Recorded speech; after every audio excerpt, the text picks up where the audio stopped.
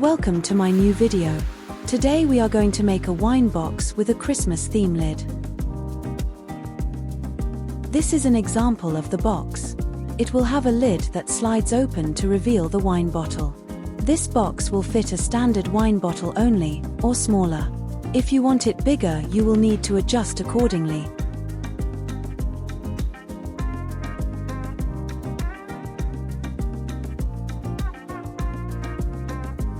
We will begin by getting a plain box. You can make your own or use a box generator site like MakerCase. For the same size box as mine, you can copy the sizes on screen. Make sure you have the size set to outside.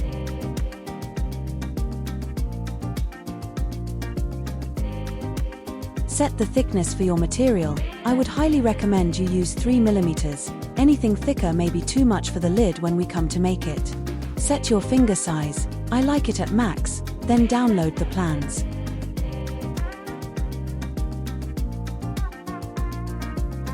On the download page, turn off the labels, we won't need them. Then if you have your kerf set in Lightburn, you can leave it at none. If you don't, and know your kerf, turn it on, and input the value.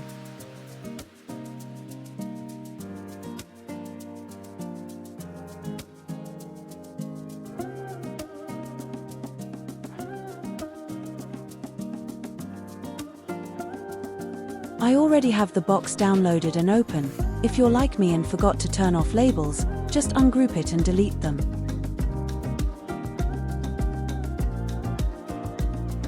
The bottom part of the box measuring 316 mm and 85 mm, we don't need to do anything with, so just move it to the side. The other bit is the lid, and we will be making our own, so this we can just delete. Next we need to adjust the end parts of the box. One needs to be bigger, and the other needs to be smaller. The reason for this is the lid slides in, but doesn't slide off the other end. This is an example from the file I used to make the box, in the opening of the video. We need to edit the top parts so they are flat and the right size. To do this, select the shape and then select the pen tool, either from the side toolbar, or by pressing P on the keyboard. Hover over the anchors and delete the top ones. Now we need to make the top part bigger to match our side size. With the node tool, select the top 2 corners and move them up 3 mm. I have my increments on my arrow keys to move 1 mm at a time, so I use this, but you can just as easy drag them up.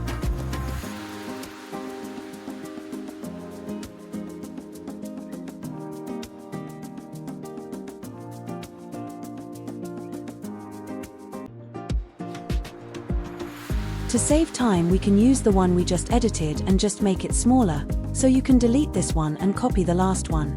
Now again we just use the node tool to move the corners, this time down to reduce the size down to 78 mm. This will allow for our lid to slide in.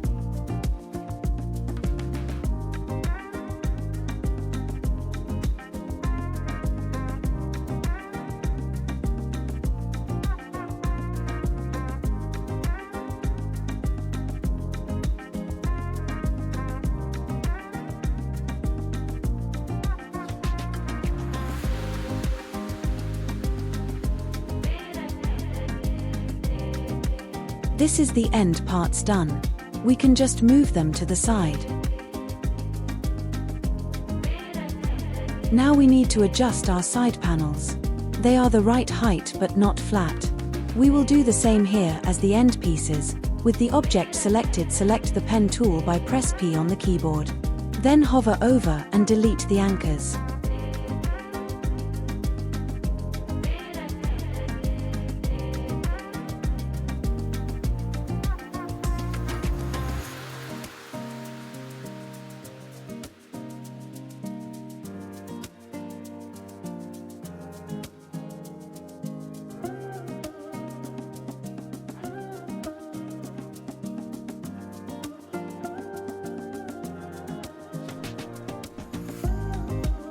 Next, grab the anchors with the node tool. This is A on the keyboard, then move the 2 corners up 3 mm. If you want to use the same method as me, with the increments on the keyboard arrows, then options to change this is on the side when you have nothing selected.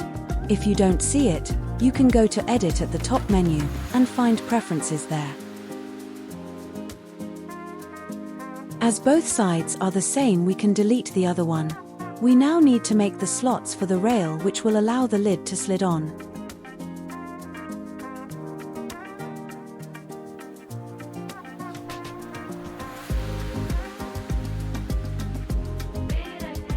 Select the rectangle tool by pressing M on the keyboard.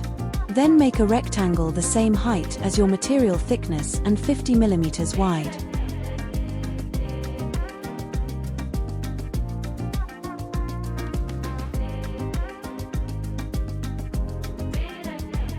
Copy and paste them so you have 4, or you can Alt-click and drag to copy the shape. Then select and align them. We are now going to even space them. To do this, click the first rectangle while you still have them all selected, and on the Align panel, input value of 30 mm, then click the space option.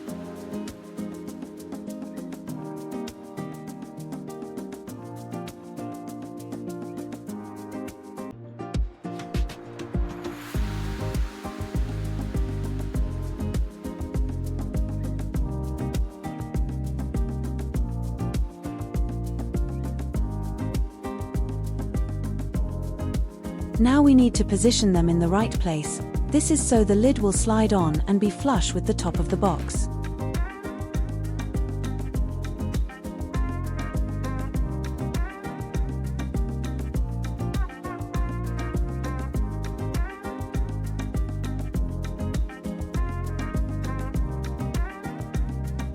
Select it all and align to the center and top.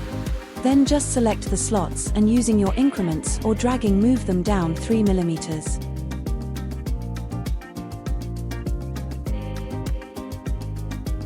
Next it's the rail itself for the lid.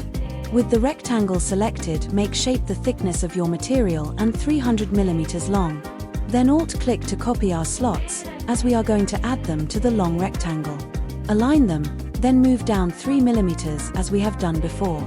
We then unite them together to make one shape.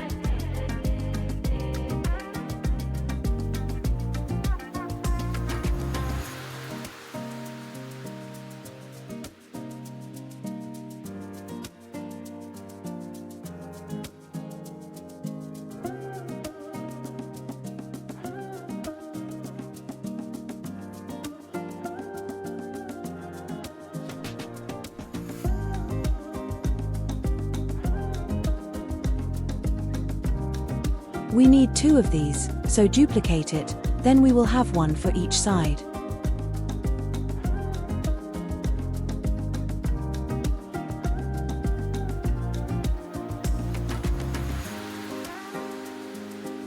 With the side complete, make sure it's grouped, then copy it as we need to. I simply Alt-clicked and dragged to copy. That's all the other pieces done, now just the lid. 2 parts of the lid are the same size, but it's all 3 mm shorter, so it fits flush with the outside of the box. If you are using different size material, it will need to be that size.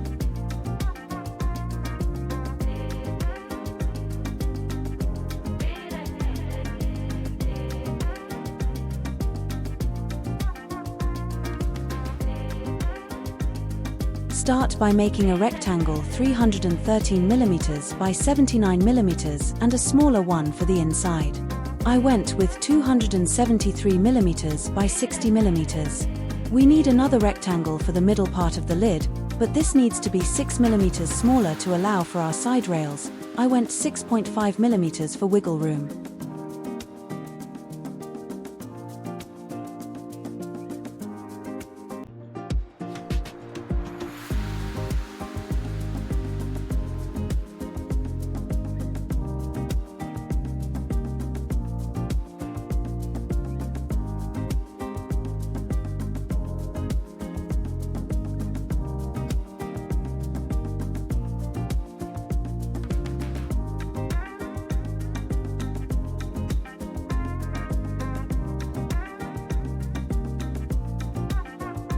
Take the inner rectangle from the first lid part and duplicate it. Place it in our middle section lid, then make it one shape.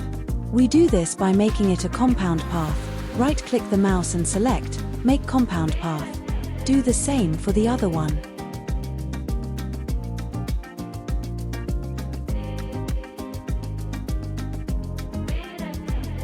The bottom of the lid is just a rectangle, which is the same size as the top part.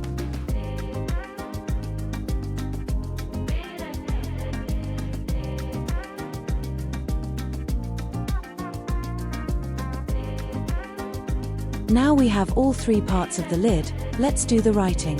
Type out your words, enlarge it and select your font. This text will be cut out, so I wouldn't advise a thin font.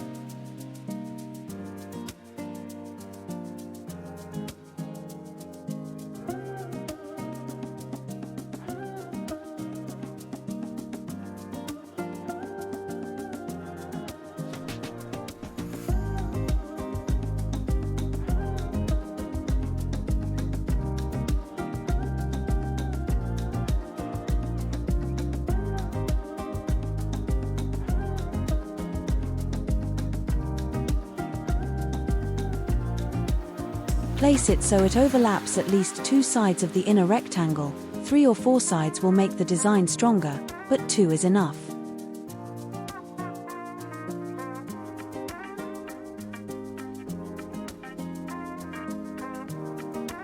Now we need to expand the text for Lightburn. Select the object menu, then expand.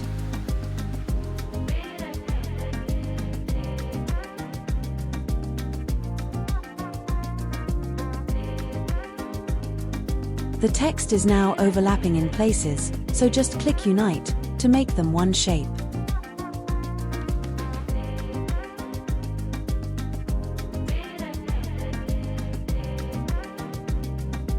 I want my text all joined, so with the Node tool I just select the ends and drag it to overlap, then unite it all again.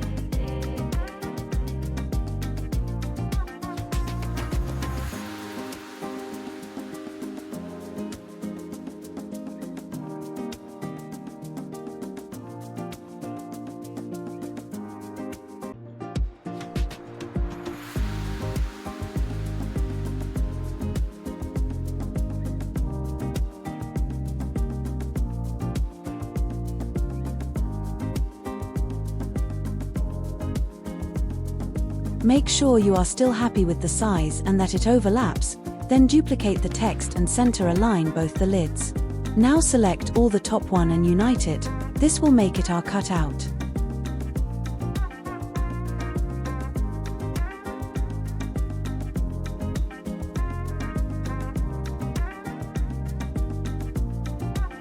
Next we need to offset the text for the middle layer. The method I use is to make a stroke around it, then use the expand. Increase the stroke but don't overdo it so it goes over the bigger rectangle. Then click Object from the top menu bar and expand.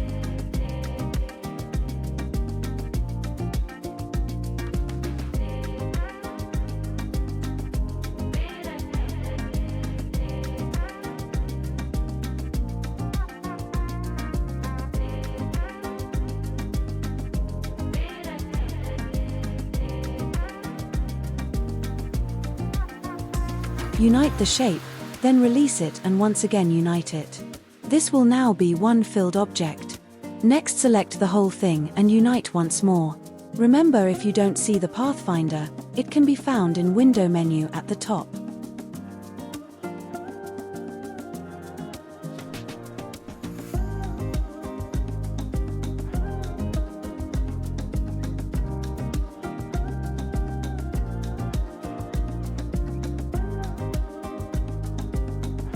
If you want, you can set the fill so you can see what it will look like. Now I like to add a few squares to help align the lids when gluing. These are not seen in the final design as it isn't on the top one.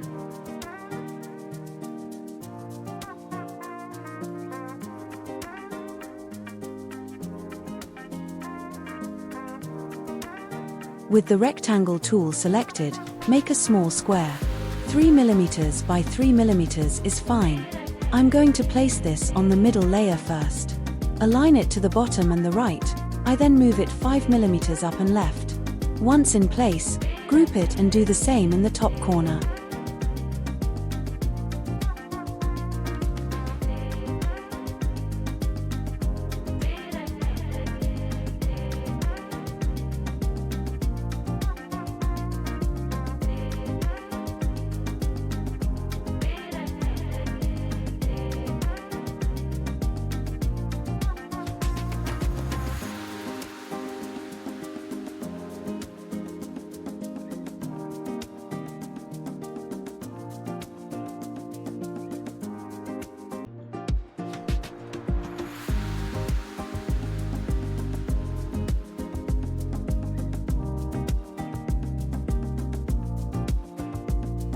Ungroup the first one and group the two squares. Then copy them to do the other side. You can group the first two squares to the lid, so they stay in place. I do this as I find it easier.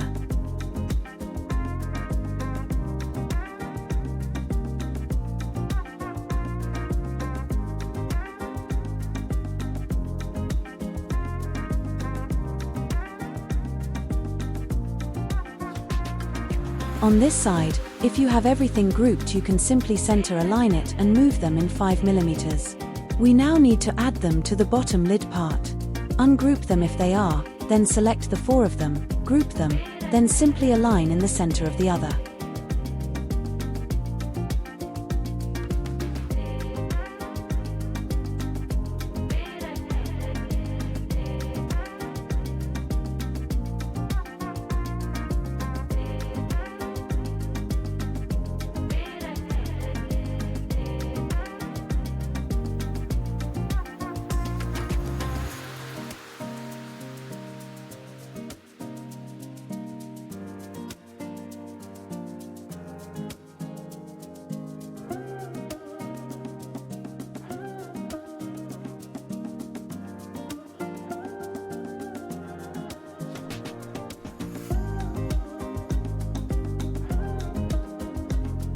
If you place them on top of each other, they should match perfectly. This is now our completed wine box. You just need to simply put it together. Thanks for watching. If you like these videos and want to see more, please consider subscribing, as it really does help.